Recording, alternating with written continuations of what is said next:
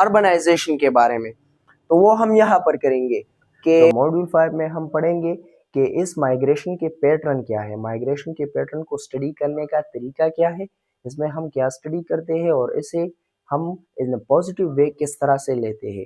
तो migration population study में या डेमोग्राफी में एक अहम टॉपिक है, इसको मॉड्यूल 5 में रखा गया है। इसके साथ मॉड्यूल 5 में मैंने रखा है अर्बनाइजेशन। अच्छा, अब अर्बनाइजेशन एंड मॉडर्नाइजेशन को एक साथ पढ़ना बहुत ज़रूरी है क्योंकि इन दोनों में स्लाइड डिफरेंस है। मॉडर्नाइजेशन ये है कि सेम सोसाइटीज़ में सेम ट्राइब जो कि सदियों से चला रहे हैं उसको मॉडर्नाइज किया जाए, रिवोल्यूशनलाइज किया जाए और उनको क्या किया जाए, मॉडर्न जो ज़माना है उसके साथ चलने के काबिल बनाया जाए माइनर चेंजेस करके। अब अर्बनाइजेशन क्या है? अर्बनाइजेशन एक पूरा वे ऑफ लिविंग जो है पूरे एनवायरनमेंट के साथ उसका धीरे धीरे चेंज होना है। मैंने पिछले मॉड्यूल में मैंने बताया था कि behaviour and distribution of population. अब पॉपुलेशन की डिस्ट्रीब्यूशन किस तरह से की गई है, इस पॉपुलेशन का पैटर्न क्या है, इस पॉपुलेशन का एनवायरनमेंट के साथ बिहेवियर क्या है, या एनवायरनमेंट का पॉपुलेशन के साथ किस तरह से ताल्लुक है। तो अर्बनाइजेशन एक ऐसा फिनोमेना है जो कि जिसमें रूरल सेटअप जो है वो किस चीज़ में कन्वर्ट होते हैं, अर्बन में। किस तरह से अब अर्बन और रूरल सोसाइटीज़ को इन कंपेरिजन आप स्टडी करेंगे तो अर्बन सोसाइटी में लोग एग्रेरियन होते हैं, बहुत सारे लोगों का पेशा एग्रीकल्चर होता है या इससे रिलेटेड होता है, और कॉर्पोरेट सेक्टर ज़्यादा नहीं होता, इंडस्ट्रीज़ नहीं होती, पक्की सड़कें नहीं होती, बिजली गैस का निज़ाम नहीं होता, सैनिटाइजेशन का निज़ाम नहीं होता और गवर्नमेंट की बहुत सारी मशीनरी वहाँ पे नहीं होती। मॉड्यूल 6 में मैंने रखा है पॉपुलेशन स्ट्रक्चर एंड डिस्ट्रीब्यूशन। अच्छा, तो डेमोग्राफी में हम स्टडी करते हैं पॉपुलेशन को।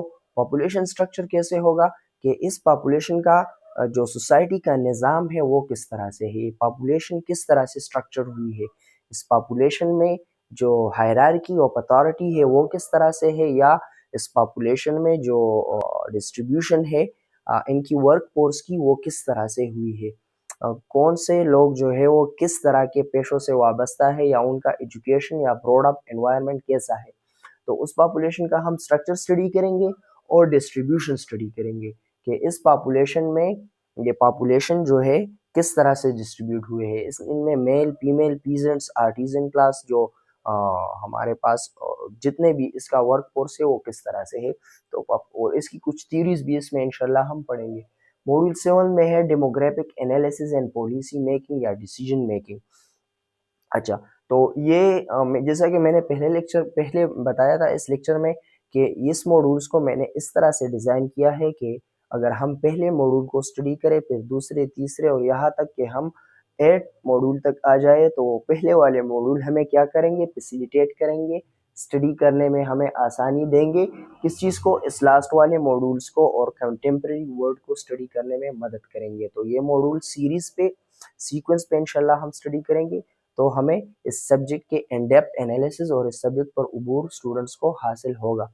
अगेन मैं कहूँगा कि एग्जाम्पल्स के ज़रिए अगर आप इन चीज़ों को स्टडी करेंगे तो it should be more beneficial and more fruitful for yourself. अच्छा, तो डेमोग्राफिक एनालिसिस। अब डेमोग्राफिक एनालिसिस जैसा कि मैंने पहले बताया कि डेमोग्राफी जो है ये एक इंटरडिसिप्लिनरी सब्जेक्ट है। इंटरडिसिप्लिनरी सब्जेक्ट का मतलब ये है कि ये economics, statistics, political science, sociology, anthropology और मुख्तलिफ़ किस्म के सब्जेक्ट्स के टूल्स को अपने बरूएकार लाते हुए अपने इस सब्जेक्ट में और अपने सब्जेक्ट मैटर को स्टडी करता है। तो डेमोग्राफिक एनालिसिस में क्या है कि डेमोग्राफी पॉपुलेशन की स्टडी है और पॉपुलेशन का एनालिसिस किस तरह से किया जाए है, स्टेटिस्टिकल एनालिसिस किस तरह से किया जाता है कि इस पॉपुलेशन में यंग कितने हैं, यंगस्टर में एजुकेटेड कितने हैं, स्किल्ड कितने हैं, हैंडीकैप कितने हैं, डिसेबल्ड कितने हैं, मेंटली चैलेंज्ड कितने हैं, हैप्पीनेस इंडेक्स इसका क्या है, इसका एवरेज लाइफ एक्सपेक्टेंसी क्या है, और इस पॉपुलेशन में जो है अर्बन रूरल में किस तरह से लोग रह रहे हैं, इस पॉपुलेशन में किस एज ग्रुप से कौन से जेंडर से कितने लोग हैं, और ये सब इसमें स्टडी करते हैं, एनालिसिस करते हैं और फिर क्या करते हैं, पॉलिसी मेकिंग या पॉलिसी डिसीजन जो लेते हैं पॉलिसी एंड पे इस पॉपुलेशन को मैनेज करने के लिए, इस पॉपुलेशन को उसको स्टेट के लिए इस्तेमाल करने के लिए, उसको करामत बनाने के लिए या इस पॉपुलेशन को मैनेज करने के लिए जो पॉलिसीज बनाई जाती है, उसके लिए हम इस सब्जेक्ट में क्या करेंगे, डेमोग्राफिक एनालिसिस सीखेंगे कि डेमोग्राफिक एनालिसिस किस तरह से होती है, इसमें कौन कौन से स्टेटिस्टिकल फार्मूलाज इस्तेमाल होते हैं, कौन से टूल्स इस्तेमाल होते हैं, कौन से सॉफ्टवेयर इस्तेमाल होते हैं, और इसमें कौन कौन से हम चीज़ें इस्तेमाल करते हैं। तो डेमोग्राफिक एनालिसिस मॉड्यूल 7 में हम सीखेंगे, और फिर पॉलिसी उस डेमोग्राफिक डेटा से एनालिसिस के ज़रिए पॉलिसी मेकिंग किस तरह से होती है, हम उसको भी सीखेंगे और समझेंगे। Thank you.